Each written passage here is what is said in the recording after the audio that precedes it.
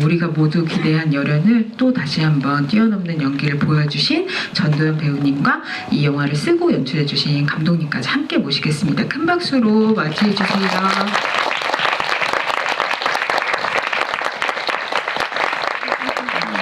박수를 다시 크게 한번.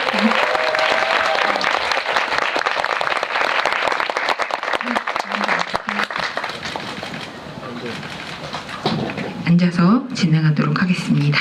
네. 이 또 개봉 전에 여러분들 만나 뵙는 자리라 긴장도 되시고 기쁘기도 하시고 하실 것 같은데 인사 말씀 한마디씩 부탁드리겠습니다. 네, 안녕하세요. 지푸라기라도 잡고 싶은 짐승들 감독 김용훈입니다. 반갑습니다. 안녕하세요. 저는 지푸라기라도 잡고 싶은 짐승들에서 연역을 맡은 전도연입니다. 이렇게 날씨도 비도 오고 굿인데 이렇게 자리 가득 채워주셔서 너무 감사해요. 네, 고맙습니다. 진짜 네로라는 배우님들이 다 나오셔가지고 정말 예상치 못하는 연기를 보여주셔서 그에 대한 각자 느끼신 궁금한 점 있으실 거라고 생각하고 이따가 끝날 즈음에 제가 객석으로 마이크를 드릴 테니까 직접 두 분께 여쭤보실 수 있는 기회를 드리도록 하겠습니다. 제가 먼저 대표해서 몇 가지 궁금했던 걸 여쭤볼게요. 근데 지금 다들 머릿속에서 영화를 다 본 시점부터 관객분들이 다 여기 머릿속에 지금 다들 각자 퍼즐 맞추기를 막 하고 계실 것 같아요. 이게 왜 가장 이야기를 흥미로운 방식으로 전달하기 위해서 되게 동시다발적으로 여러 인물의 이야기가 흘러가는데 사실 시간 순서상으로 다시 한번 맞춰보게 되면 이 이야기가 누가 먼저 돼서 어떻게 되는 거지 하고 막 머리를 지금 굴리시고 있을 것 같거든요. 그래서 그 얘기를 좀 해봐야 될 것 같은데 제가 여러분들과 함께 영화를 복귀 하시면서 하실 수 있게 살짝 정리를 해볼 테니까 어떤 버전이 맞는 건지 말씀을 좀 해주세요. 그러면은 이제 시간 순서상으로 보면은 원래 연희가 그 사장으로 술집을 운영하고 있다가 사라진 거니까 그 이제 사라지기 전에 일들이 제일 먼저 일어나야 되잖아요. 그죠? 그래서 미란과 진태가 같이 술집에서 만나가지고 신현빈 배우님의 정가람 배우님 만나가지고 이제 그런 일이 벌어지는데 그때 이제 연희가 미란이를 도와주는 것 같은 느낌으로 나오게 되고 그 다음에 미란이가 진태를 죽이고 그 다음에 연희에게 도움을 요청하는 거죠. 네. 그러면서 이제 연희가 이때 태영이 옆에서 사라지는 게 이즈음인가 봐요. 그런가요? 그렇죠. 예. 그렇죠. 연희가 미란을 살해하고 잠적을 했죠. 한동안. 네, 그렇죠. 그러면서 이 연희가 사라지는 것 때문에 우리 순정파 태영이 박사장한테 무지막지하게 협박을 받기 시작하는데 핸드폰은 영원히 사랑한다고 저장이 돼 있고 그쵸? 그 즈음에 중만이 호텔 사우나에서 일을 하면서 열심히 이제 구박을 당하고 고난을 헤쳐가는 게 되는데 이때 사실 경찰들이 와가지고 미란이 남편 대신 죽은 사람의 실종 전단지를 보여주면서 이 사람 어떻게 된 봤냐 이런 거 물어본 거고 그랬는데 이제 연희가 다른 나라로 가야 되기 때문에 이때 다시 태영이 앞에 아닙니다. 그렇군요. 네. 제가 잠깐 스톱을 죄송하지만 드렸던 게 제가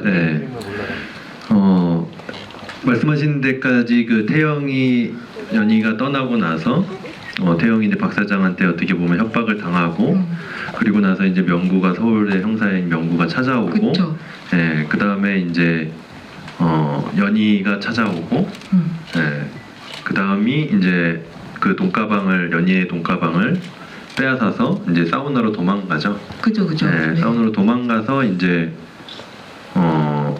차지하는 듯 했으나 중만이 이제 거기다 이제 사우나에 돈가방을 놔두고 이제 죽게 되죠. 그죠. 죽게 되고 이제 그 뒤에 이제 중만이 열심히 일을 하다가 돈가방을 발견하게 되고 그 뒤부터는 이제 중만의 이야기는 이제 또 형사가 찾아오고 그렇게 진행이 되는 겁니다. 그렇죠. 네. 그렇게 말씀하셨던 거였나요? 아니 제가 약간 요약을 해보려고 했는데 너무 자세하게 말씀해 근데 왜 듣는 저도 헷갈리죠? 사실 더 모자라들 것 같아요. 그러니까 사실 간단하게 말씀드리면 미란의 이야기가 가장 앞선 이야기고 그다음에 태영의 이야기가 그 다음 이야기고 그다음에 중만의 이야기가 이제 마지막에 이제 벌어지는 이야기다 이렇게 그냥 간단하게 하면은 그렇게 정리가 되는 얘기죠. 예. 네. 근데 이게 영화상에서는 동시간대처럼 이제 구성이 앞부분에 돼 있고 또 그런 페이크들이 느껴지게끔 좀 돼 있다 보니까 좀 헷갈릴 수 있는 여지들이 있는 부분이 있는데 예. 이제 좀 정리를 간단하게 하자면 그런 식으로 시간 구성이 되어 있는 이야기죠. 예. 네, 그래서 저도 영화를 보면서 이게 시간 순서로 그렸다고 생각을 해보니까 오히려 지금처럼 돈가방이 진짜 누구 손에서 누구 손으로 스쳐가는지 그 얽히고 설킨 관계가 이 영화에서 되게 중요한 거잖아요. 그러니까 그걸 되게 동시다발적으로 보여주는 게 영화의 주제에 더 맞았겠다는 생각이 들었거든요. 그래서 여러분들도 그거에 대해서 각자 감상을 가지실 수 있을 것 같은데, 근데 여기서 그럼 이 구성의 묘가 가장 큰 묘가 뭐냐면, 그렇게 보면 시간 순서상 제일 먼저 나와야 되는 연희를 감독님이 중반에 등장을 시켰다는 거예요. 네. 왜 그런 묘수를 두셨죠? 네. 묘수라고까지 해주시니까 좀 네. 묘수 아닙니다. 네, 근데 일단은 생각했던 거는 이제 이 각 미란이랑 그 태영이랑 그다음에 중만이 어떻게 보면 짐승이 되어가는 과정을 중반까지는 좀 보여주고 싶었고요. 그 짐승이 되었을 때 또 다른 포식자가 나타나는 구조라고 생각을 했었어요. 근데 그 가장 큰 포식자가 이제 연이라는 인물이었고, 그 연이라는 인물이 이제 그 각 인물들을 이제 찾아가는 그 후반부의 이제 이야기들은 그런 구조로 이제 설정을 했었죠. 예. 그렇죠. 그래서 사실 배우님 나오실 거라는 얘기도 다 알고 있고, 더군다나 앞에 다른 인물들의 입을 통해서 연희가 어떤 사람인지 막 얘기가 되잖아요. 그러다가 뒷모습부터 딱 나오잖아요. 근데 그 순간이 가장 약간 호흡을 멈추고 영화를 보게 되는 순간 중 하나인 것 같아요. 헉! 뒤를 돌면 어떤 모습일까 이런 생각하면서, 그래서 배우님도 이 영화에서 연희가 등장하는 순간에 어떤 느낌이어야겠다 이런 생각하셨을 것 같은데 어떠세요? 사실 연희는 제가 시나리오를 읽을 때서부터 이미 너무 씬도 그렇고 캐릭터도 너무 강렬했기 때문에 조금 힘을 빼고서 조금 나른한 느낌으로 보이면 어떨까, 뭔가 오히려 보는 사람들이 더 긴장하게끔, 그래서 좀 무언가를 더 하려고 하지 않고 오히려 조금 더 힘을 빼려고 했었어요. 아무것도 안 해도 연희는 연희처럼 보일 것 같았어요. 사실 다른 인물들은 여러 가지 스토리나 그 감정적인 것들이 많이 비춰지는데, 연희는 사실은 감정보다는 어떤 행동으로 계속 연희가 보여지잖아요. 네. 그렇기 때문에 그냥 있는 그대로로만 해도 어떤 모습이어도 연희처럼 보일 것 같았었어요. 네. 말을 좀 잇자면 저도 네. 그날 되게 너무 인상적이었는데, 사실 선배님이 그 촬영을 할 때 이제 무술 감독님이 이제 어떤 디렉션을 또 이제 때리는 장면이다 보니까 디렉션을 좀 주잖아요. 근데 선배님이 이거 어떻게 해 이렇게 하시더라고요. 되게 성대모사 하신 거예요? 되게 이렇게 너무 걱정하시거나, 이거 병도 처음 만져보시는 그런 느낌이셨어요. 병도 이게 설탕병이군 뭐 이런 느낌이었어요. 하여튼 재주가 있으시네요. 이렇게 되게 이걸 이렇게 무술 감독님도 시연을 했는데 이렇게 하라고요? 뭐 이렇게 약간 좀 이렇게 이런 거 처음 만져보시는 느낌으로 사실은 저는 좀 맨 처음에 생각을 들었었거든요. 근데 레디 액션하고 이제 슛이 딱 들어갔는데 바로 여러분들이 보신 그런 느낌으로 빡 나온 거예요. 첫 테이크예요? 네, 첫 테이크예요. 그래서 모든 스태프들과 저 역시도 그냥 헐 이런 느낌 있잖아요. 네. 근데 그 어떤 정적과 저도 그런 어떤 충격이 바로 오케이가 될 그런 느낌을 고스란히 관객한테 전달하고 싶더라고요. 그래서 그때는 바로 그 컷을 찍고 바로 오케이를 했었던 것 같아요. 그래서 와, 무섭더라고요.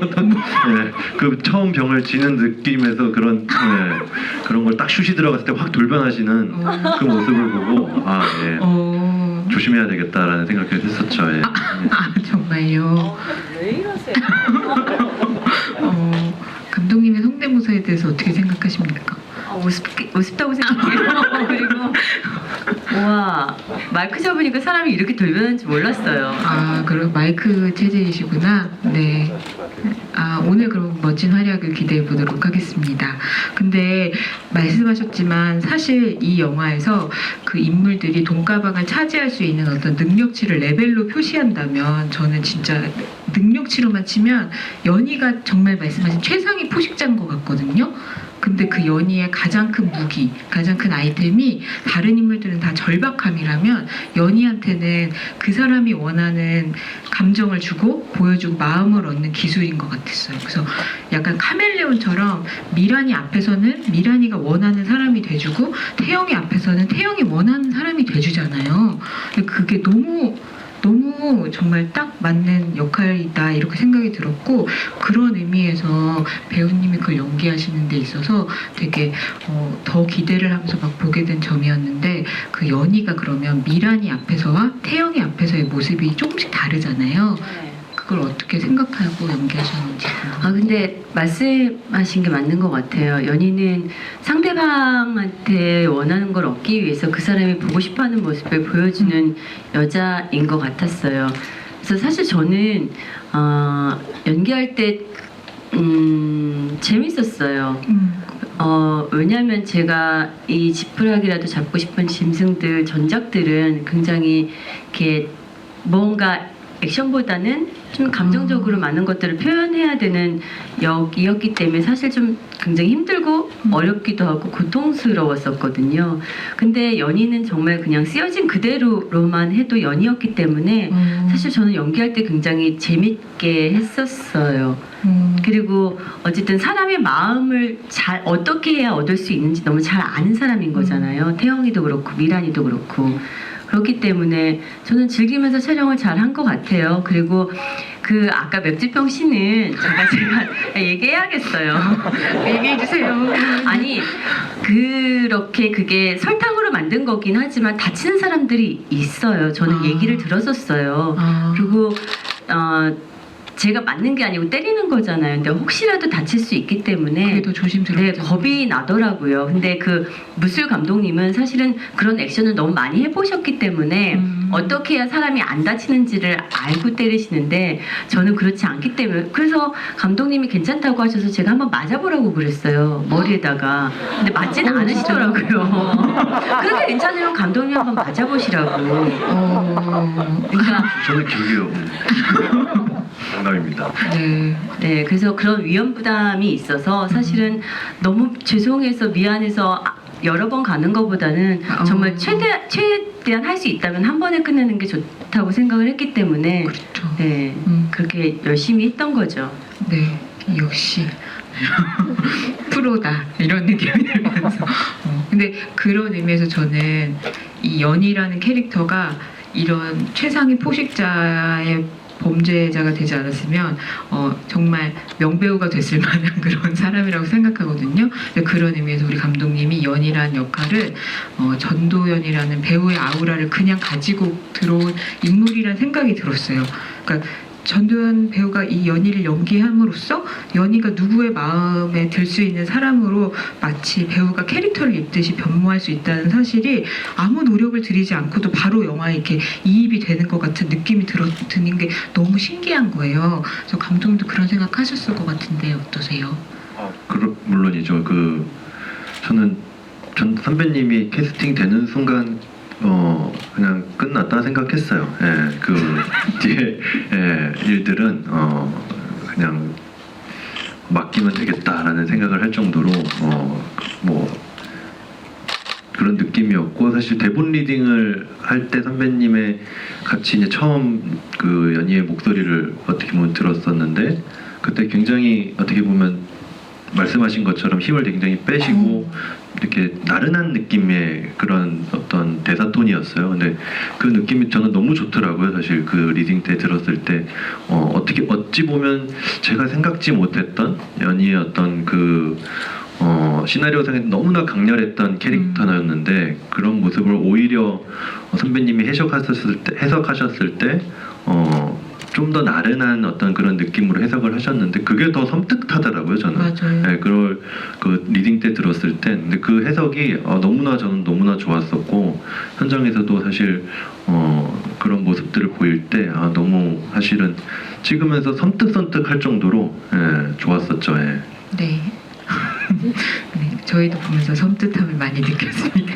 네, 근데 그래서 저는 그때 있잖아요. 미란이한테 마치 되게 보살펴주는 언니처럼 쭉 나오다가 미란이 이제 기절했다가 일어나면 처음으로 연희가 자기의 어떤 본 모습 같은 걸 보여주잖아요. 근데 그때 과연 저 시나리오를 먼저 읽었어가지고 "헉, 배우님이 어떻게 연기할까 또 막 이렇게 하면서 막 봤거든요. 근데 그때 정말 아까 말씀하신 거에 공감하는 게 저는 되게 거기서 완전히 다른 얼굴을 보여주실 수도 있었을 텐데 오히려 되게 힘을 안 들이는 것 같은 느낌으로 연기를 하셨다는 인상을 받았어요. 그래서 거기도 되게 중요한 포인트셨을 것 같은데 어떠셨어요? 연희의 이제 전사에 대해서 좀 궁금해서 감독님한테 여쭤봤어요. 그렇게 살인을 아무렇지도 않게 서스럼 없이 저지르는 연희에 대해서. 근데 감독님이 어쨌든 살인을 연희는 지금이 처음이 아닌 계속적으로 이런 일을 해왔었던 여자다라고 이야기를 해주셨어요. 그래서 연희를 보면 저는 예를 들어 사람이 보여지지 않지만 과거라는 게 있잖아요. 근데 네. 연희는 사실 지금 현재의 모습이 과거고 그리고 연희가 죽지 않았다면 그 모습이 앞으로의 모습일 거라고는 생각이 들었어요. 그냥 계속 쭉 그렇기 때문에 그 이제 미란한테 이제 그 일을 하면서 사실은 그러니까 소시오패스인 거죠. 뭔가 죄의식이나 이런 거 없이 자기 목적 달성을 위해서라면 어떤 아무런 것도 잘 못 느끼는 그런 거라고 생각을 했었어요. 근데 제가 전기톱을 안 써봤잖아요. 근데 맥주병도 안 써보시고 전기톱도 안 전기톱을 써보시고 써볼 일이 없잖아요. 뭐 쓸어볼 일이 없잖아요. 근데 그냥 어떻게 할지를 모르는데 그 신의 목적은 어쨌든 그 신의 목적은 상어 문신이 잘 사람들한테 드러나게끔 써는 거였던 것 같아요. 그래서 제가 이제 그게 허벅지에 있는 문신이었잖아요. 그래서 그것을 잘 보이게 썰기 위해서 몸을 약간 틀었는데 그런 것들이 저는 그리고 그때는 몰랐어요. 그냥 어쨌든 이 여자의 목적은 상어 문신을 사람들한테 노출시키기 위함이다였었고 그거 하나밖에 없었고 근데 썰려고 보니까 이제 몸을 좀 틀어야지 되는데 그런 트는 동작이나 이런 것들이 되게 연희스러웠나 봐요. 뭔가 당황하지 않고 그냥 실용적인 목적에 네. 이렇게 초점을 맞추는 그래서 사실은 생각하거나 계획한 거는 아니지만 그런 디테일들이 그냥 현장에서 보여지는 디테일들이 연희스럽게 잘 나왔다고 그러셨어요. 감독님이. 그랬던 것 같아요. 선배님이랑 작업하면서 가장 크게 많이 느꼈던 거는 굉장히 정교하시면서도 본능적인 그 배우라는 느낌을 많이 받았어요. 예. 그래서 그 어떤 환경 안에서 뭔가 돌발 변수가 생겨도 그냥 캐릭터에서 반응이 딱 하는 느낌을 받아서 어떻게 저럴 수 있을까라는 생각들을 많이 했었어요. 사실 사람이 어떻게 저렇게 잘할 수 있을까라는 생각을 할 정도로 예를 들면 그 첫날 선배님의 첫 촬영이었던 것 같은데 그 폐차장에서 이제 이제 차를 맡기고 이제 차 안으로 미란이 타고 있는 차 안으로 이제 걸어가는 장면이었는데 그때 햇빛과 어떤 그 바람이 살짝 불었는데 그 머리를 싹 쓸어넘기시는 그 느낌이 그냥 선배님의 느낌이 아니라 연희의 느낌으로 딱 쓸어넘기는 느낌 같았었거든요. 그리고 차 안에 딱 들어오셔서 바로 대본에도 없었지만 지문에도 없었지만 그 차에 있는 그걸 딱 내리시고 딱 거울을 보시면서 지금 영화 장면은 없죠. 근데 네, 그게 사실은 그 장면을 딱 찍을 때 와 이분은 진짜 그냥 본능적으로 연기하시는구나라는 느낌을 강하게 받았었고 그 장면을 상어 문신을 자르는 장면을 찍을 때도 지문에는 없었지만 선배님이 그 미란의 볼을 툭툭 치시면서 그 큰 돈 들어왔을 때는 아무도 믿으면 안 돼. 그 되게 센 대사를 치잖아요. 근데 그게 와 소름 끼치더라고요. 예.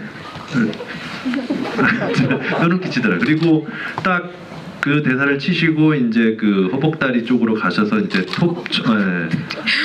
되게 무시무시한 단어들이 그- 자꾸 나오는 건.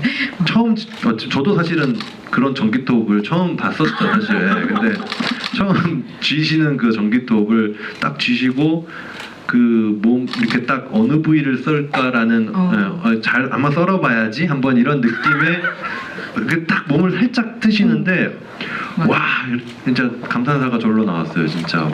진짜 연이 진짜 연이 같다라는 느낌을. 예. 그리고 딱 컷하면 이렇게 좀 다시 본인의 어떤 모습으로 돌아오실 때 와 진짜 되게 집중력이 그 한 컷을 찍을 때 그 집중력을 확 쏟아내시고 그 다음에 이렇게 그런 모습을 보면서 참 존경을 했죠. 예. 그럼 감독님께서는 배우님과 함께 작업하시면서 주로 들으셨던 감정이 섬뜩함, 무서움에서 결국 존경으로 마무리가 되는 거네요. 네. 그렇게 또 정리가 그런 식으로 되는데 하여튼 존경이 개성의 가장 큰 키워드입니다. 예. 그래? 알겠습니다. 어쨌든 다시 한번 기억해야 될 거는 존경이다. 알겠습니다. 근데 이제 저는 아까도 말씀드렸지만 이게 배우 전도연의 아우라를 입은 캐릭터라 그런지 모르겠지만 배우님이 아무리 의심스러운 캐릭터고 이렇게 되게 내가 나를 화나게 하는 인물이라도 배우님이 연기하는 캐릭터가 앞에 있으면 내 마음을 자꾸 구워 삶으니까 나도 모르게 미워할 수 없는 그런 에너지가 있으시잖아요. 근데 그게 왜 태용이 앞에 다가와가지고 다시 나타나서 요리를 해가지고 밥 먹었냐고 물어볼 때, 근데 저는 그게 진짜 와 감독님들한테도 다 그런 이미지가 있나 보다. 물회 안에서도 보면 잡채 무치실 때 진짜 와 저 잡채가 세상에서 제일 먹고 싶어지는 그런 느낌 드는 거 아시죠? 여기서도 와 내가 태영이라도 저 밥상 안 먹고는 못 나가겠다 이런 생각이 들더라고요. 그래서 이걸 그리고 감독님들마다 배우님한테 약간 이런 이미지를 계속해서 이어나가신다는 게 너무 신기하기도 하고 막 그랬어요. 그래서 그 장면을 구상하실 때 배우님이 머릿속에 있으셨을 것 같아요. 감독님 머릿속에. 네. 존경의 마음을 담아 얘기해 주십시오. 그것도 존경이 섞였죠. 예, 근데 그 장면을 찍을 때 사실 저는 선배님의 물론 최근작도 너무 좋아하지만 과거에 그 영화 속에서 나왔던 선배님의 드라마 속이든 선배님의 밝은 어떤 그리고 그 애교 섞인 그런 선배님의 어떤 트레이드마크적인 그런 모습들 있잖아요. 그 모습이 사실 되게 보고 싶었고 그런 그런 선배님의 모습이 다시 한번 영화 속을 통해서 한번 보여주고 싶기도 했었는데 선배님한테도 그런 말씀을 한 번은 한 적이 있었던 것 같아요. 예. 근데 선배님이 처음에 그날 오셨을 때 우성 선배님하고 어떻게 보면 첫 만남의 장면이었고 굉장히 어떻게 보면 어색해 하시더라고요. 예, 제 생각보다도 더 좀 그 상황에서 되게 어색해 하셔서 또 놀라시고 아니 그렇다기보다 어떤 결혼의 관록이신가 생각할 일단 이동한 소리인데 예. 네? 무슨 소리야? 방금 뭐라고 하신 거죠? 죄송해요. 그러니까 되게 많이 어색해 하시더라고 생각보다. 근데 막상 또 이것도 슛이 딱 들어갔는데 전혀 그런 느낌의 상황이 없었던 것처럼 딱 하시는 거 보고 네. 존경을 했죠 지금. 또 존경을 하는 느낌이었다. 아니 근데 그 씬이 제일 힘들었던 것 같아요. 진짜요? 네, 정우성 씨랑은 이제 친구이기도 하고 그래서 오다 가다가 어쨌든 보기는 했지만 촬영은 처음인데 현장에서 봤는데 너무 어색한 거예요. 연기하는 걸로 처음 만나니까. 네. 근데 너무 이미 상황적으로는 서로에게 익숙한 그리고 너무 태영이를 잘 아는 연이였는데 그 사실 저도 그렇게 알고 있었어요. 되게 애교도 잘 부리고 되게 그렇게 러블리한 사랑스러운 모습들을 잘 나도 연기할 수 있어. 난 잘할 수 있어 라고 생각을 했었어요. 저도. 근데 안 한 지 너무 오래됐나 봐요. 그래서 무슨 말씀이지? 내가 아니 그런 애교를 누군가한테 부릴 일이 없었던 거예요. 집에서조차도 안 하는 거를. 그런데 그거를 빤히 이제 정우성 씨가 태영이 보고 있고 제가 그거를 이러면서 하는데 너무 힘들더라고요. 진짜요? 네, 그래서 그 씬을 몇 번 갔었어요. 제가 계속 NG를 냈었어요. 다시 하겠다고. 제가 너무 어색해서. 근데 이제 되게 오랜만에 나타난 연이이기도 하고, 근데 맞아. 보시는 분들은 그게 연이 어떤 태영이를 또 꼬시기 위한 어떤 그냥 수줍음 이렇게 잘 봐주시는 것 같더라고요. 그래서 우성 씨랑은 되게 짧게 촬영을 했어요.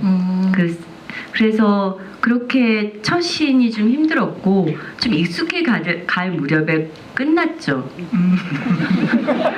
왜냐하면 저도 그 태영이란 캐릭터를 이제 시나리오로는 봤지만 정우성 씨가 어떻게 찍는지는 몰랐잖아요. 어떤 캐릭터인지는 어떻게 연기를 하는지는.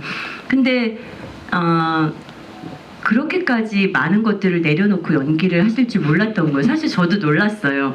근데 그 태영을 보는 재미가 있더라고요. 맞아요. 연이랑 같이 있을 때 태영을 보는 재미가 있어서 사실 그 시간이 지나고 나서는 굉장히 즐거웠던 것 같아요. 네. 근데 저는 너무 필모그래피 안에서 보이는 여러 가지 모습들이 연희 안에서 다 이렇게 함축이 되는 것 같은 느낌이라고 해야 하나? 그래서 놀랐어요. 그 모습을 오랜만에 꺼낸다고 생각하셨다는 것 자체가. 그래서 보는 저희는 되게 사실 연희가 태영을 오랜만에 만나고 어떻게 보면 도망쳤던 건데 거기서 보이는 어색한 미안함 같은 것도 다 깔려 있는 것 같고 그런데도 무릅쓰고 이렇게 하는 것 같은 것도 다 보이는 것 같고 그래서 되게 재미있는 감정을 읽어내기가 되게 재미있는 장면이 된 것 같습니다. 네, 저도 존경해요. 그럼 근데 결국 그래서 돈가방이 도대체 누구한테 가는 거냐 이게 이제 영화를 쫓아가는 제1의 질문이 될 수밖에 없잖아요. 근데 이거야 뭐 이 자리 이후에 후기에는 다 스포일러 조심해 주시겠지만 우린 영화를 다 본 입장이니까 얘기를 한다면 그래서 이 최상위 포식자 이 안랩의 어떤 이 능력을 갖고 있는 연희가 가져가는 거구나 이렇게 보이거든요. 그게 당연한 것 같고 그리고 영화에서 말하는 뭐 상어 얘기나 포식자 얘기 같은 걸 들어도 그렇구나 이러는데 영화의 결말이 그걸 딱 배신하잖아요. 그래서 그게 이 영화가 주는 어떤 가장 중요한 이야기 이런 거일 수도 있다는 생각이 들었어요. 그래서 그걸 어떻게 생각하고 직접 각색도 하셨으니까 사실 이 영화가 돈가방이 어쩌면 주인공일 수도 있다라는 생각을 했었어요. 왜냐면 돈가방이 어떻게 탄생했고 또 돈가방이 어떤 인물들을 이제 스쳐 지나가고 그다음에 그 돈가방이 이제 관객들에게도 어찌 보면 이런 돈가방이 지어졌을 때 어떤 선택을 할 것인지에 대한 어떤 그 질문으로 좀 마무리를 짓고 싶었던 부분이 좀 있었고요. 그런 부분에서 이제 그 돈가방에 얽히는 인간 군상들의 얘기들이 이 영화의 가장 핵심이라고 생각을 했었죠. 예. 그래서 왜 연희가 아니라 중만에게 돈가방 중만의 아내죠. 네, 왜?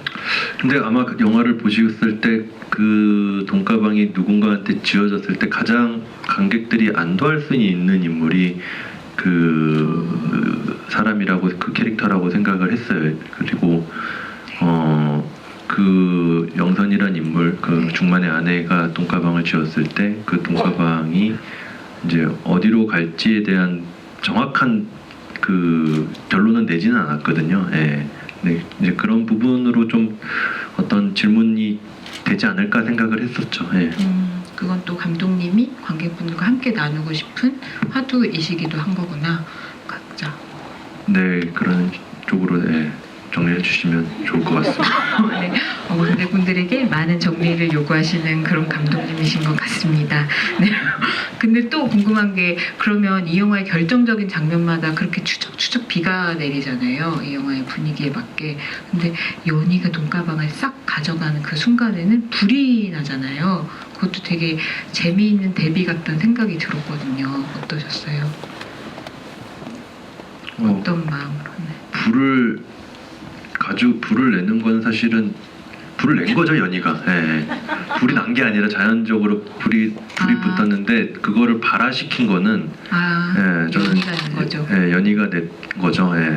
그래서 뭐 그런 자연적인 대비를 생각해서 했다라기보단 어떤 상황에 그거에 맞춰서 했다라고 결정을 했죠. 예. 네, 그것도 관객분들이 해석해 주시면 좋겠네요. 그런 식으로 좋은 것 같아요. 지금 말씀을 들어보니까 그런 것도 생각을 했구나라는 걸로 나중에는 딴 데 가서는 해볼까 이런 생각이 드네요. 예. 네. 근데 사실 저도 영화를 보고서 볼 때보다 인터뷰를 하면서 이 영화를 더 많이 알아가는 것 같거든요. 감독님 얘기를 통해서 저런 숨은 의도가 있었구나 이러면서 사실은 영화가 끝나고 영화를 보고 인터뷰를 하면서 더 깊이 알아가는데 저희 감독님 반대인 것 같아요.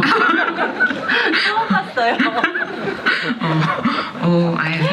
그런 의미. 여지를 많이 남겨두고 싶습니다. 그렇군요. 정말 관객분들을 영화 속으로 끌어들이는 재주가 있으신 우리 감독님이라는 생각이 듭니다. 네, 저는 이 영화가 보여주는 여성 캐릭터가 연희를 중심으로 해서 저는 어떻게 보면 연희의 시작이 미란이 같았을 수도 있겠다 이런 생각이 들면서 미란이가 연희를 따라하는 점이나 그리고 그 어떻게 보면 연희에게 마음을 딱 뺏기지 않는 캐릭터는 결국 윤여정 배우님이 연기하신 그 캐릭터잖아요. 그래서 그 캐릭터가 딱 연희의 그런 모든 면을 알아채는 캐릭터라는 점에서 그 새 여성 캐릭터가 맺는 관계도 되게 재밌다는 생각이 들었어요. 그래서 감독님은 그거에 대해서 혹시 영화를 끝나고 나서 정리하신 바가 있는지 여쭤보도록 하겠습니다. 너무 궁금해요. 재밌는 해석이네요. 예. 근데 일단은 그 미란이 점차 연희가 되어가는 과정에 그 얘기들이 있다라고 생각은 했어요. 왜냐면 처음에 생각했을 때 미란이 옷 의상도 맞아요. 사실은 되게 어떻게 보면 단조로운 패턴이 없는 그런 단조로움의 의상을 입고 있다가 맞아요. 점차 이제 패턴이 생겨가고 근데 그게 이제 패턴이 생겨가는 거가 연희의 옷 의상을 보면 또 미란을 만날 때 굉장히 강한 패턴들을 가지고 있는 그런 거를 보면서 이제 점차 연희가 되어간다라는 과정을 좀 의상으로 사실은 좀 보여주려고 했었죠. 그다음에 나중에 이제 연희를 그 상어 문신을 새겼을 때는 이제 완전한 어떤 패턴과 이제 심지어 연희의 헤어까지도 따라한 그런 어떤 모습을 통해서 어쩌면 연희도 미란 같은 삶을 살지 않았을까라는 걸 유추할 수 있게끔 그런 해석도 할 수 있다라고 보여져요. 근데 그런 과정들을 사실은 좀 보여주려고 했었고 순자와 연희와의 관계에서 봤을 땐 재밌는 해석입니다. 저는 재밌는 해석인데 저는 순자가 뉴스를 계속 보고 있게 만들고 싶었어요.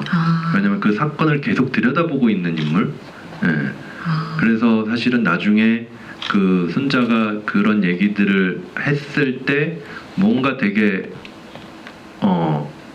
유레카 같은 느낌을 받을 수 있는 그런 어떤 근데 그 캐릭터는 어쨌든 치매인지 아닌지 그런 어떤 굉장히 헷갈릴 수 있는 그런 캐릭터가 계속 TV만 딴 데를 보지 않거든요. TV만 계속 바라보는 그거에서 뭔가 그런 캐릭터가 그런 딱 어떤 절묘한 순간에 그런 진실을 딱 얘기할 때 재밌을 것 같다는 생각을 했었어요. 그래서 그렇게 생각을 했지 사실 뭐 이렇게 인물의 어떤 유기관계 그런 쪽까지는 생각을 못했던 것 같아요. 꼭 생각할 필요가 있나요? 재밌는 해석입니다. 근데 그건 뭐 다른 해석의 어떤 차원인 것 같아서. 칭찬을 드려서 저도 굉장히 감사합니다. 근데 그 전도연 배우님한테는 그럼 연희를 이 영화를 다 보고 나면 연희의 심리에서 가장 중요한 질문을 제가 드리는 마지막 질문으로 드리고 싶은데, 사실 그렇다고 소시오패스 같아 보이는 구석이 있긴 하지만 연희가 다른 인물들을 만났을 때 그 사람을 살피고 그렇게 감정으로 대하는 게 100% 거짓 같진 않거든요. 그러니까 미란이한테서 남편한테 맞는 증상을 발견하고 나서 도와주려고 한다든가 하는 건 그 순간 진심이었을 수 있다고 생각해요. 그러면 어느 순간 연희가 저 돈가방을 사죄하겠다고 생각하고 계획을 세운 건지 궁금해지더라고요. 이것도 감독님이 사실은 대답하셔야 할 것 같기는 한데. 네, 그러니까 그또 많은 관객들의 해석이 분분할 것 같은데, 사실 제가 이제 의도한 부분은 관객한테 이 장면을 통해서 이제 여기서 시작됐구나라고 생각할 수 있던 장면은 사실 노래주점 그 루만에서 그 연희하고 이제 미란이 대화를 나누는 장면에서 미란의 뒤에 거울이 있어요. 네, 거울에 사실은 연희의 그 모습이 비추는데 어찌 보면 포획하고 있다는 느낌으로 생각을 했었거든요. 미란을 가운데 두고 연희 두 마리의 연희가 되게 거치세요, 표현이 은근히. 상어라고 생각을 했죠. 포식자라고 생각을 했을 때. 연희 상어다. 네, 근데 그랬을 때 어떻게 보면 잠깐 녹화 버튼을 꺼주시면 하여튼 그런 느낌의 어떤 이제 이 미란의 모습을 보고 잡아먹어야 되겠다라는 그 뉘앙스를 조금, 물론 거기서 선배님이 저는 되게 진실되게 얘기를 했지만 저라도 훌딱 넘어갈 근데 것 이제 같아요. 그런 뉘앙스가 생길 수 있는 장면이라고 생각을 했어요. 그러니까 어느 포인트에 과연 이 미란을 잡아먹을 생각을 했을까라고 생각을 했을 때는 저는 그 시점으로 그 생각을 해서 좀 그런 설정들을 좀 했던 것 같아요. 예.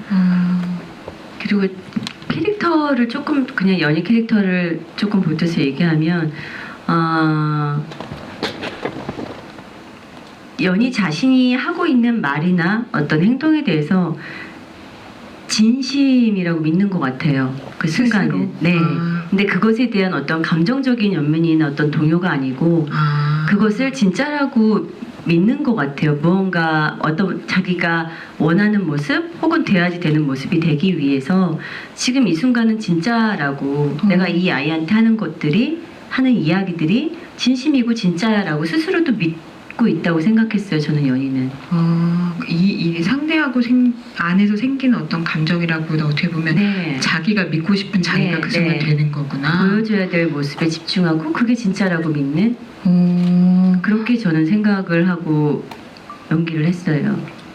근데 이게 되게 신기하게 들리는 게 뭐냐면 연희를 배우 같은 존재라고 놓고 보면 이게 연기를 잘하는 비결 중에 하나인가 이런 생각, 그런 식으로 들리기도 하고 되게 재밌어요. 저는 진심이 있어요. 그럼요. 그럼요. 갑자기 우리 모두 존경하는 그 진심이 있죠. 아니 저는 그래서 그런 점에서 이 영화를 바라보는 여러 가지 관점이 생기고 되게 곱씹기가 재밌는 영화더라고요. 이 영화가. 그래서 여러분들도 그런 의미에서 영화가 극장문을 나서고 나서도 되게 이 영화를 계속 생각하게 되는 그런 매력을 즐기실 거라고 생각합니다. 그러면 저희가 남은 시간 동안 여러분들께 질문을 받는 순서를 가지려고 하는데요. 제가 하나 둘셋 팔 아프니까 하나 둘셋 하면 바로 이제 손 드시는 걸로 해주시고, 첫 번째 질문을 우리 거침없으신 감독님께서 어떤 분이 하실지 정해주시면 되겠습니다. 하나 둘셋 제가 할게요. 하나 둘셋.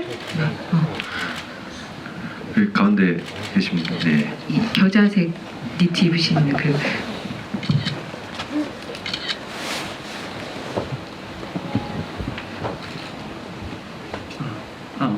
네, 감사합니다. 저는 지난주 뭐 커뮤니티에서 진행했던 그 집이 때 먼저 봤었는데 질문을 너무 하고 싶었어요. 근데 못 뽑혀가지고 오늘 또 보러 왔거든요. 감사합니다. 예. 개봉하면 또 네, 배우님 뵈러 다니겠습니다. 와.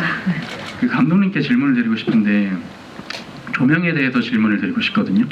보면은 시작부터 태영의 집안에는 빨간색 그 밖에서 유흥주점에서 들어오는 빨간 불빛이 계속 들어오고, 예를 들어 그 미란 같은 경우는 주로 노란색 빛이 이렇게 들어오거든요. 그 아파트 현관 앞에 이 노란불 바로 아래 있다든지 뭐 그런 식으로 빨간색하고 노란색을 많이 쓰셨는데, 또 무언가 결심을 하거나 여럿이 모일 때는 그 빨간색하고 노란색이 혼합해서 이렇게 쓰였더라고요. 그 예를 들어 태연과 붕어가 얘기할 때는 그 한쪽 편에는 빨간 불인데 반대편에는 노란 불이 그 둘 사이에 들어온다든지, 아니면은 그 나중에 윤재문 배우까지 해서 셋이 아파트에 모였을 때는 태영 쪽에는 빨간 불이 계속 들어오고 윤재문 배우 쪽에는 흰색 불하고 합쳐져 가지고 노란색 불이 계속 이런 식으로 들어오던데, 그 빨간색하고 노란색을 어떻게 조합해서 쓰신 건지 궁금합니다. 일단 깊이 있게 봐주셔서 감사하고요. 네. 남의 영화 얘기하시지 않고. 저도 다시 봐야 되겠네요. 네. 농담이고요. 네. 사실 조명 감독님과 이제 촬영 감독님하고 의견을 나눌 때 그 라이팅 디자인을 각 인물마다 좀 다르게 하자라는 게 기본적인 방향이었어요. 그래서 물론 그런 어떤 점들이 흥미롭게 보셨을 수도 있겠지만, 기본적인 설계는 인물마다 좀 다른 라이팅을 설계를 해보자. 그래서 연희 같은 경우는 화이트, 그리고 태연 같은 경우는 블루, 진태 같은 경우는 보라, 아니면 미랑 같은 경우는 약간 말씀하신 것처럼 주황과 어떤 노랑의 어떤 그런 사이의 어떤 색깔, 그런 느낌으로 사실은 디자인을 처음에 설계를 크게 했었고, 근데 또 각 인물마다 그 공간들이 사실은 또 그 중요하다 보니까, 그리고 좀 장르적 어떤 색채들도 각 인물마다 좀 다르게 좀 가고 싶었던 부분이 좀 있어서, 그런 부분에서 이제 태연 같은 경우는 좀 네온 사인에 가장 좀 묻어날 수 있는, 왜냐면 태연이 그런 어떤 되게 고독하게 느껴질 것 같았어요. 그 네온 사인 안에서 그 집 앞에 있는 그 태영이 모습이 보여질 때, 그 또 그런 어떤 계속 변화되는 그런 조명 속에서 되게 불안감이, 또 심리적 불안감이 또 강화될 것 같다는 생각을 했었고, 그런 차원으로 사실은 조명 디자인들을 좀 설계를 했었던 것 같아요. 예. 그래서 말씀하신 것처럼 빨강과 노랑의 중심으로 이렇게 하셨는데, 저도 한번 다시 볼게요. 예. 그게 더 강렬히 하셨다게 느껴졌다는 거 보면, 예. 네, 즐거운 관람 되시기 바라겠습니다. 네, 연차 관람하려고. 그러면 다음에 제가 하나 다시 하면 배우님이 한 분 선정해 주세요. 네, 하나, 둘, 셋. 네. 아이고. 저기 핸드폰 불빛으로 하신 분. 네. 앞에서 세 번째 줄에 중간 앉아 계신데. 예, 저번 주 월요일 날 시사회 보고 이번에 두 번째 보고 있는데, 너무 감사합니다. 감사해요. 네, 이번에 오늘 보니까 그 뉴스들이, 아까 전에 뉴스를 언급하셨는데, 뉴스들에서 이제 그 등장인물들의 그 죽음에 관한 뉴스들이 계속 나오잖아요. 근데 한 가지 뉴스가 그 뉴스가 아닌 뉴스가 제가 들었던 게 있어서, 그것도 그 등장인물에 관련된 뉴스인지, 물고기가 죽어서 계속 건져내는데도 계속 죽고 있다라는 그런 뉴스가 나왔었는데, 그것도 등장인물에 관련된 뉴스인지 궁금합니다. 이것도 감독님이 대답하셔야 되거든. 나 너무 불안해요. 감독님 너무 모르셔가지고. 제가 알면 대답해드리고 싶어요. 네. 불안불안한 자리가 계속되고 있습니다. 네. 근데 그 뉴스는 생각은 나시죠? 그럼요. 예. 이게 아마도 두만이랑 연희가 들어왔을 때에 들어오기 전에 그 나왔던 뉴스 말씀하시는 것 같은데, 사실 영화 속에 보면 캐릭터 인물들이 붕어, 매기, 그리고 물론 이제 샌드타이거 상어도 나오고 좀 어항에 있는 느낌들을 좀 많이 생각을 했었어요. 예. 그래서 맨 처음에 태영의 그 두만을 찾아갈 때도 어떤 그 양어장 같은, 그렇게 어떻게 보면 물속에, 왜냐면 그 물속의 가장 큰 포식자는 상어고, 그 상어의 어쨌든 먹잇감들이 있는 느낌들을 담기 위해서 그런 캐릭터들을 이름도 그런 식으로 했었고, 그렇게 좀 생각을 했었죠. 예. 그러다 보니까 그런 물고기들 얘기들을 좀 뉴스로 했을 때 재밌을 것 같다는 생각을 했어요. 나중에 이런 어떤 발견하는 재미? 네. 예상한 바다. 네, 제가 예상했던 딱 그런 질문이었습니다. 네. 너무 정답 같은 질문을 해주셔서 감사합니다. 네, 그러면 모든 걸 예상하고 계신 감독님이 세 번째 질문자를 뽑아주시도록 하겠습니다. 하나, 둘, 셋. 네.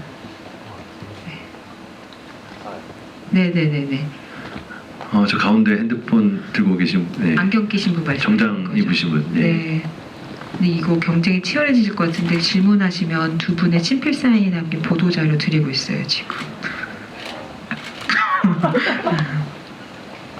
그 순자가 연희를 보자마자 약간 악한 사람인 걸 알잖아요. 그래서 혹시나 그 중만의 아내가 그 순자가 계속 죽이려고 한다 막 그런 얘기를 하는 게 마지막에 어떤 면에서 보면 진짜로 죽이려고 했다는 생각이 들긴 했거든요. 그래서 혹시 그 일부러 감독님이 마지막에 그 가족을 만나러 가거나 그런 거를 일부러 연출을 안 하신 건지 아니면은 영선이 선한 역인데 관객들에게 약간 악한 감정을 의심을 품게 만들려고 연출하신 건지 궁금합니다. 그런 의도가 담겨 있긴 했어요. 예. 안 믿으시는 느낌인데. 예, 그런 의도. 왜냐면 사실 저도 진경 선배님을 제작사 대표님하고 의견을 나누면서 사실은 캐스팅을 했던 부분도 그냥 어떤 전형 뭐라 그럴까 되게 며느리 이렇게 당하는 며느리잖아요. 사실 그 집안에서 어떤 고생하는 그런 모습인데 그냥 우리가 늘상 생각하는 어떤 그런 이미지보다는 조금 다른 느낌, 그러니까 되게 좀 이럴 수도 있고 저럴 수도 있을 것 같은 그런 느낌을 가진 분 같았어요. 진경. 그래서 사실은 그런 미스테리함을 계속 관객들도 그 영선이라는 인물을 보면서도 좀 느껴졌으면 좋겠다 생각을 했었고, 또 손자가 말하는 게 어쩌면 이게 맞는가? 왜냐면 또 어쩔 땐 맞고 어쩔 땐 좀 이상한 소리 같고 뭐 이렇게 좀 미스테리함들이 좀 있지 않을까 생각을 했었죠. 예, 그래서 그 돈가방이 나중에 그 정선한테 지어졌을 때 과연 이 선택을 어떻게 할까, 이 영선이. 그게 또 미스테리함이라고 생각을 했고, 또 그게 관객한테 던지는 질문이라고 생각을 했었죠. 예. 네. 감독님한테 계속 질문이 몰리는 이유가 뭘까요, 여러분? 이분이 어떤 대답을 내놓는지 궁금해서일까요? 네, 이어가 보도록 하겠습니다. 배우님께서 한 분 골라주세요. 하나, 둘, 셋, 네. 저분 그 미니언즈 핸드폰 케이스. 네.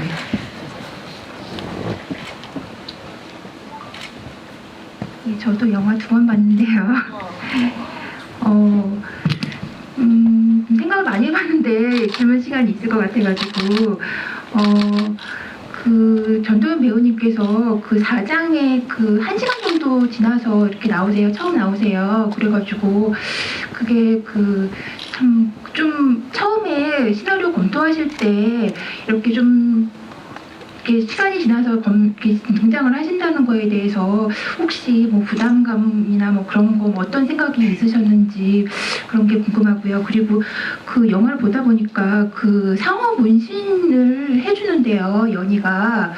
그거를 왜 해줬을까? 그게 좀 잘 이해가 안 돼가지고 그거를 해주면은 또 그 누가 뭐 이렇게 살인을 했다는 뭐 그런 것들이 혹시 그게 좀 더 짐작이 되지 않을까 막 그런 생각이 들어가지고 그런 것 좀 그거에 대해서 문신을 왜 준 건지 그 감독님이 설명해 주시면 좋을 것 같습니다. 그럼 첫 번째 질문 배우님, 두 번째 질문은 콕 집어서 감독님께서. 네. 저는 사실은 이 시나리오가 예상하지 못한 방향으로 흘러가는 나는, 그러니까 되게 그냥 돈가방을 탐내는 인간들의 탐욕스러움이 보이는 그냥 되게 뻔한 이야기일 수 있지만 생각지 못한 대로 흘러간다는 매력이 있었고요. 그게 제일 컸고, 두 번째가 저의 등장이 중간 이유서부터 나온다는 게 저한테 가장 매력이 있었던 것 같아요. 전에는 처음부터 그걸 끝까지 끌고 가는 그런 인물이나 그런 작품을 많이 했었는데, 사실 제가 힘든 작품도 많이 했었고, 그러니까 보시는 분들도 그런 힘든 상황에 놓인 인물이나 영화를 보면서 힘들어했듯이 사실 저도 저 자신에 대한 피로도가 굉장히 높았었던 것 같아요. 근데 그런 것들을 계속 피한다고 했었지만 사실 피해지지는 않았었는데 이 지푸라기라도 잡고 싶은 짐승들 시나리오를 받고서 너무너무 기뻤어요. 그리고 사실은 이게 캐스팅이 잘 안 돼서 되게 오래 걸렸죠. 근데 저는 캐스팅이 안 돼서 이게 언젠가는 들어가겠지 혹은 들어가지 못할지도 모른다라는 생각도 있었지만 어쨌든 이것을 결정했다는 것에 대한 만족도가 굉장히 높았었던 것 같아요. 네, 그래서 감독님을 처음 뵀을 때 이제 인물에 따라서 조금씩 이제 시나리오를 수정하신다고 하셨을 때 연희에 대해서는 불량적인 부분에 대해서는 부담을 갖지 마셨으면 좋겠다라고 이야기를 드렸었죠. 네. 네, 그 처음 뵀을 때 첫 마디가 이거 너무 얘기해 주세요. 궁금해요. 그래서 그런 말씀을 해주셨어요. 진짜 본인의 분량을 단 한신도 그 얘기를 하시면서 참 놀랍기도 하면서도 참 감사했죠. 그러면서 이 영화는 앙상블이 되게 중요한 영화다. 서로 그런 얘기들을 많이 나눴고 오케스트라 같이 서로가 그 앙상블을 이뤄나가서 합주가 이뤄지면 좋은 영화다라고 그때 서로 의견을 나눴고 그때 참 감사했어요. 예, 그런 전체적인 거를 왜 대배우시구나라는 거를 느꼈던 자리였죠. 예. 존경. 예. 네. 그런 네. 하여튼 질문을 이어서 받자면 네, 상어 문신. 네. 그런 수 있다라고 생각을 해요. 그 관객들도 그렇게 그런 순간을 생각을 할 수 있을 것 같지만 사실 저는 그것보다도 장악하는 게 더 중요하다고 생각을 했거든요. 그 연희가 확실하게 미란을 장악하고 있구나. 그런 어떤 묘사들이 더 그 상황에는 더 중요하다고 생각을 해서 그 목소리 나레이션과 어떻게 보면 그 몸에 미란이 자기 직접 그 새기는 그런 행동을 통해서 완전히 이 미란을 확실히 포획한 그런 느낌을 더 주는 게 거기서는 더 중요하다라고 생각을 했어요. 예. 그리고 그게 오히려 어떻게 보면 미란을 죽이고 나서 그게 자기가 죽은 것처럼 이렇게 할 수 있는 중요한 표식이 되기도 하고 막 이러니까 다 연희의 손바닥 안에 있었던 어떤 계획이 아닌가 이렇게 생각이 들기도 하고. 네, 또 다시 손 들어주시면 감독님께서 예, 저기 그 인형 노란 인형 드신 전도연 배우님이 이 영화에서 그 기억에 남는 장면 말고 약간 이제 영화 보면서 이 장면 내가 했는데도 너무 재밌다, 이 대사 너무 재밌다 이런 거 혹시 있는지 궁금합니다. 제가 봐도 너무 잘했다 뭐 이런 거요. 저는 태영하고의 신이 제일 재밌었어요. 그냥 그 연희한테 잡힌 그 호구의 모습이 너무 재밌더라고요. 사실 촬영할 때도 즐겼었고 그리고 언론 시사 때 이제 영화를 다 배우들이 처음 같이 봤어요. 그래서 저는 사실 시나리오 읽을 때는 태영이 캐릭터가 연희 앞에서만 호구인 줄 알았었어요. 근데 영화를 보는 내내 태영은 처음부터 끝까지 그냥 삶 자체가 호구였었구나 그런 이야기를 했었거든요. 그래서 그런 그 약간 정말 그물 안에 잡혀서 허덕이는 그리고 그 안에서 빠져나갈 수 있을 거라고 어떤 헛된 꿈을 꾸는 그런 태영이를 보는 재미가 있었어요 현장에서. 네. 맞아요. 갑자기 정우성 배우님 모시고 싶네요 이 자리. 너무 바쁘세요. 네, 아니 진짜 결국은 다 자기 역할에 너무 적격인 배우님들이 모여서 만든 영화가 아닌가 하는 게 영화를 보면서 그런 색다른 매력들이 막 튀어나와서 보는 재미가 있는 것 같습니다. 네, 그럼 다음 질문자를 네. 뒤로 한번 가볼까요? 네. 뒤로 가달라는. 네, 저기 하트? 네, 하트를 그 휴대폰 화면에 네. 해주신.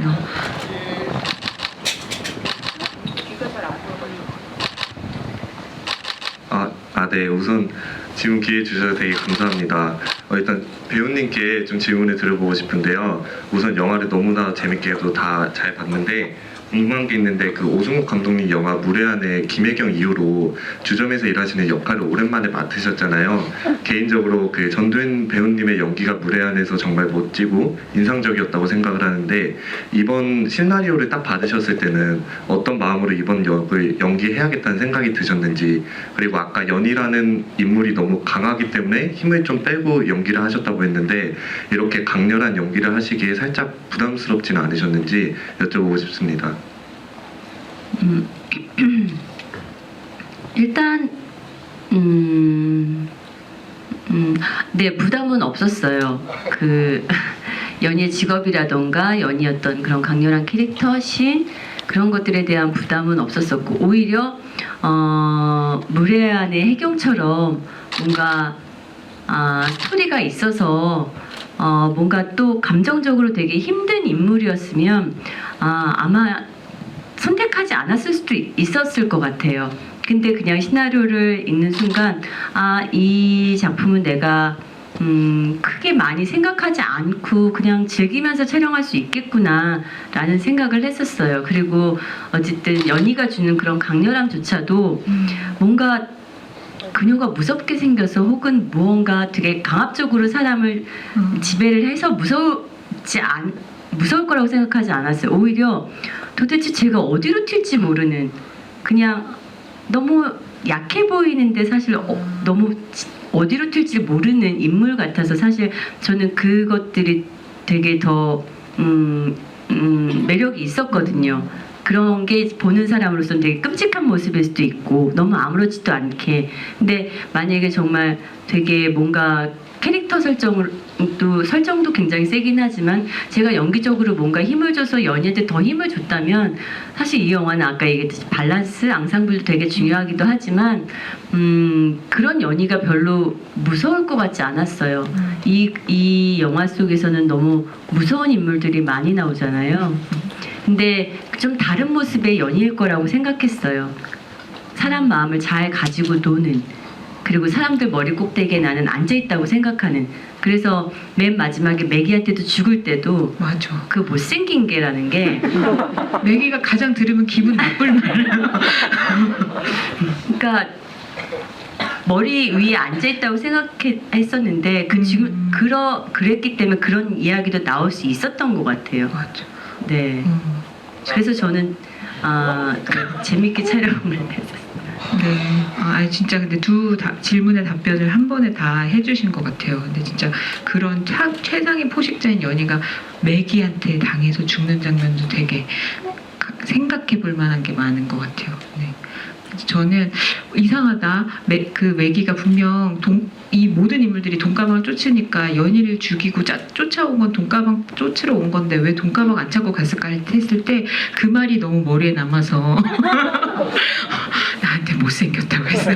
이런 마음으로 당황해서 그냥 간 거 아닐까 이런 생각했을 정도로 저는 그 씬이 되게 인상적이었거든요. 그래서 그 얘기도 들을 수 있어서 좋습니다. 그러면 시간이 거의 다 돼갔는데 마지막 한 분 정도 해야 될 것 같아요. 여기 모자 쓰신. 네, 맨 첫 줄로. 네.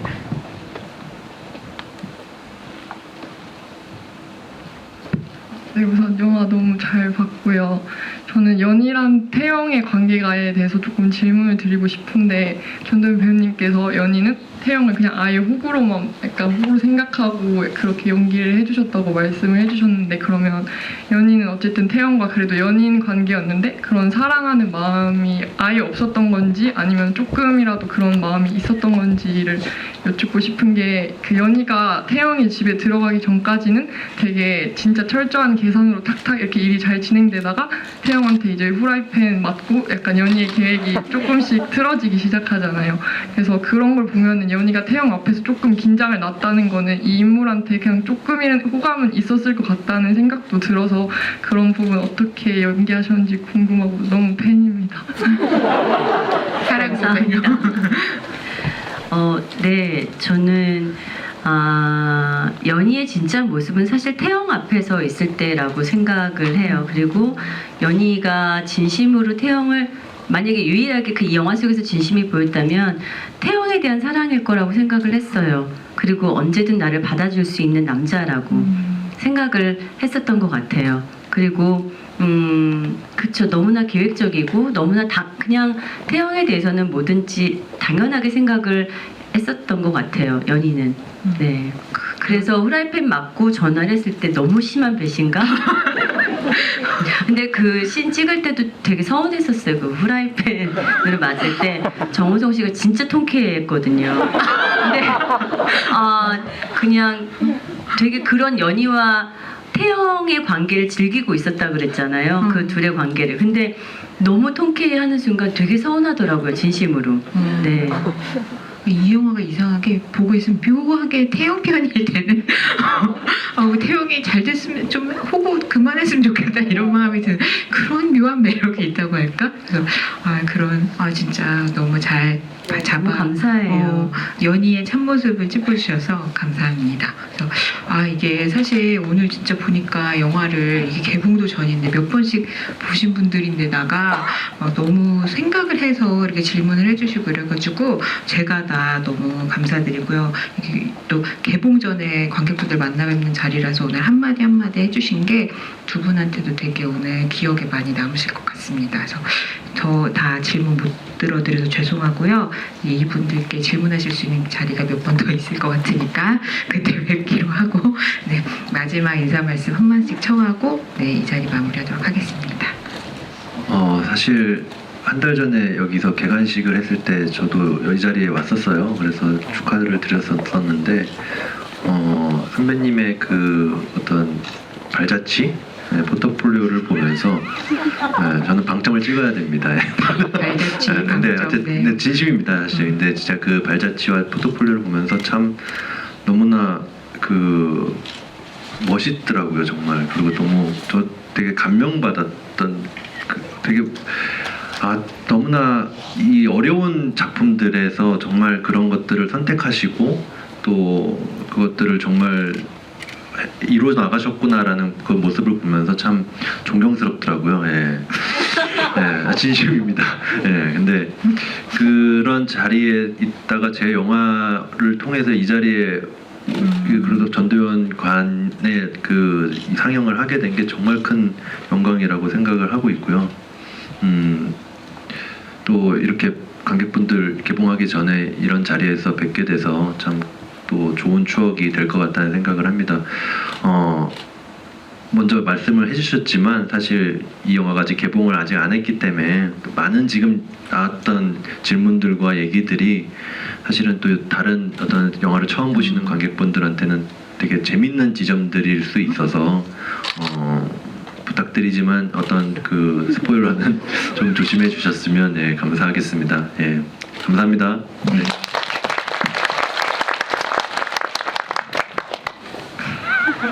되게 재밌네요. 이렇게 감독님하고 둘이서 인터뷰해 본 적이 없어요. 저 항상 우성 씨가 말씀을 되게 잘하셔가지고 되게 든든했었거든요.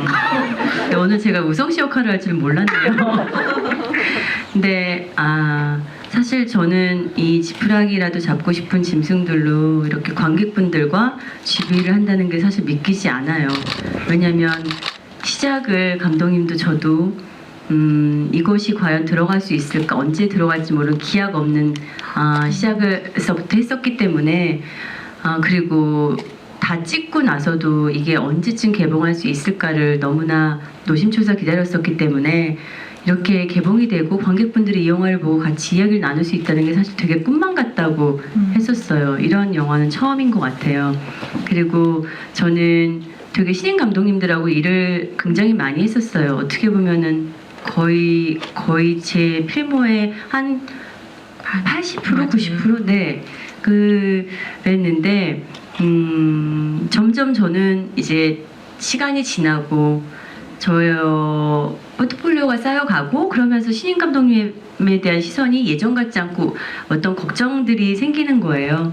근데 이 작품은 그 걱정이 더 컸었던 것 같아요. 왜냐하면 윤 선생님도 그렇고 정우성 씨도 그렇고 너무 많은 배우들이 믿고서 그 이야기가 다 이 이야기를 선택해 주셨기 때문에 책임감이 너무너무 클 거라고 생각했어요. 그래서 감독님이 잘 해주길 바랬고 그리고 걱정을 굉장히 많이 했었는데 영화를 보고 사실은 제가 현장을 갔을 때 저는 중간에 들어갔었는데 감독님이 굉장히 현장을 즐기고 있어서 어디 두고 보자 이랬었거든요. 진짜 두고 보자 그랬었는데 영화를 보고 나서 제가 놀란 건 이렇게 많은 인물들을 다 집중하게끔 심지어 매기, 붕어 뭐 작은 역할이라도 다 집중하게 그 인물을 보여주기가 사실 담아내기가 쉽지가 않은데 이렇게 돈가방 하나에 엮인 여러 인물들을 단 하나도 놓지 않고 물론 조금 부족할 수는 있지만 다 그 인물들을 관객분들이 같이 느낄 수 있다는 것에 대해서 조금 놀랐어요. 그래서 감독님이 되게 고생 많으셨구나. 아무 생각 없어 보이는데 되게 생각을 많이 하시고 그리고 그런 생각이 들었어요. 그래서 여러분들이 이렇게 같이 계셔주신 게 정말 꿈만 같고 저도 너무 감사드려요. 그리고 저희 지푸라기 영화 19일날 개봉하는데 잘 되도록 같이 응원해주세요. 네, 오늘 감사합니다. 여러분들이 이 영화에 튼튼한 황금줄이 돼주시기를 믿고 개봉 때까지 이 영화의 스포일러는 지켜주시되 얼마나 재밌는 영화인지 입소문 많이 내주시기를 바라겠습니다. 그럼 일어나서 인사하고 퇴장하신 다음에 나가는 걸로 할게요. 네, 하나 둘 셋 할까요 제가?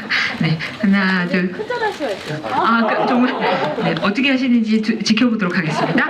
네, 하나 둘 셋. 감사합니다.